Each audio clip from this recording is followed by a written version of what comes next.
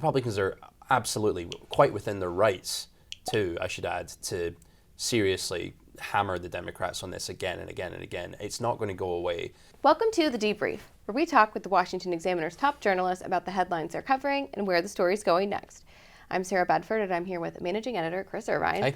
Chris, unfortunately, Congressman Jerry Connolly from Virginia passed away this week while in office. He is a Democrat, and he is not the first Democratic member of Congress to pass away in recent years, right? Yeah. What do you think that signifies about the party? Well, first off, very sad about Connolly passing away. I know obviously he'd clearly been struggling, and it's you never obviously want to see that happen.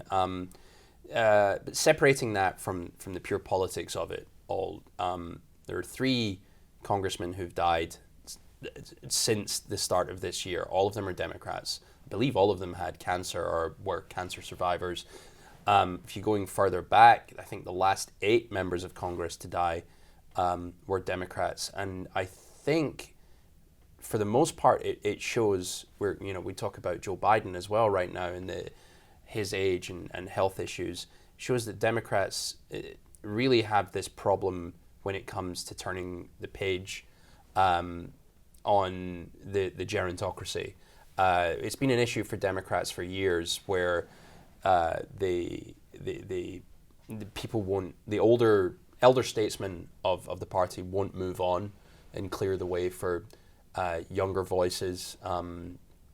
They just have a problem letting go. I don't know if it's a wider boomer type thing or if it's just simply that they can't kind of cede power, but it's really starting to be a problem for them.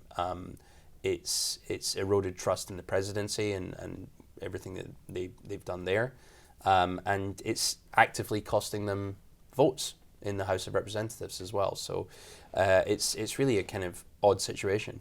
You talk about the erosion of trust in the presidency. There's right now this huge public reckoning going on with the legacy of Joe Biden and, the deceit that went into, covering up, but lying about his very evident cognitive decline.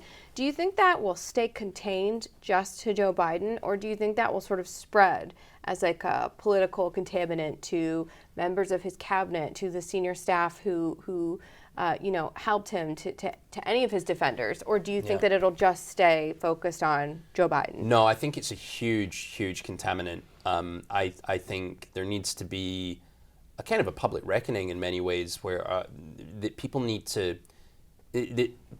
There's this thing with the media saying, we didn't know, we didn't see, we saw him on his good days. Likewise, members of his cabinet saying the same thing, and accusations of him being hidden from people. And how can it not? I think the next election cycle, be the midterms or the presidential election in 2028, the Republicans are going to make hay with it, come what may. They will say, they lied about this, you cannot trust them on anything.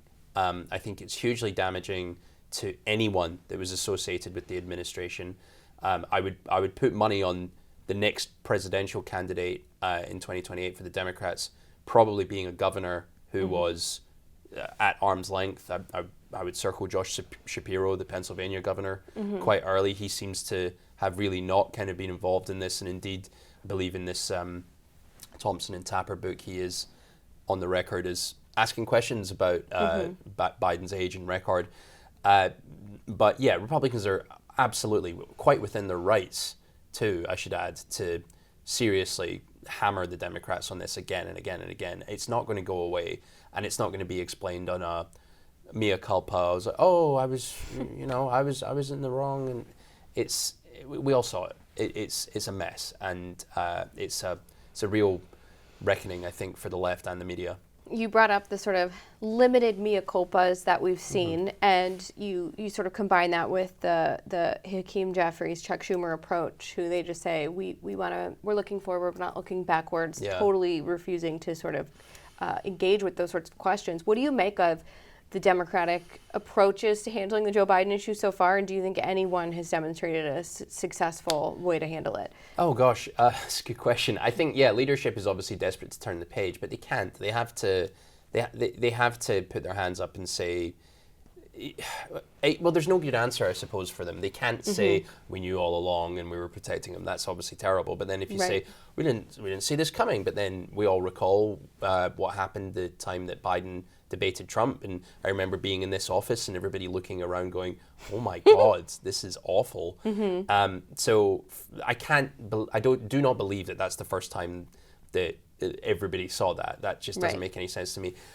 Who's coming out well from this on the Democrat side?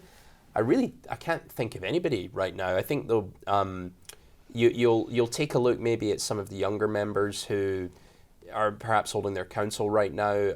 I know that Dean Phillips, who ran unsuccessfully in the 24 campaign, he's just released an op-ed in which he said he tried to get several other candidates to run. Dean Phillips isn't enough of a name, really, I think, for people to ultimately pay attention. Yeah, he's the only one. He's the only one. Clean hands. And he was totally right. And still people will be like, all right, Dean, on you go, mate. But there'll be... Yeah, I'm sorry. I'm trying to kind of think who's kind of handled this well. It's not your fault. I don't think no one anybody. has. Yeah. I do think, as I say, Shapiro is one to watch because I think he seems to have almost been the canary in the coal mine a little bit, maybe not directly shouting out, but probably wise to step away from it. I think it absolutely, any idea of a future bid for Kamala Harris in the 2028 is dead in the water as far as I'm concerned. Yeah. Well, Chris, thank you so much for being here today. Yeah. You can get more writing from Chris and the rest of the political team at washingtonexaminer.com.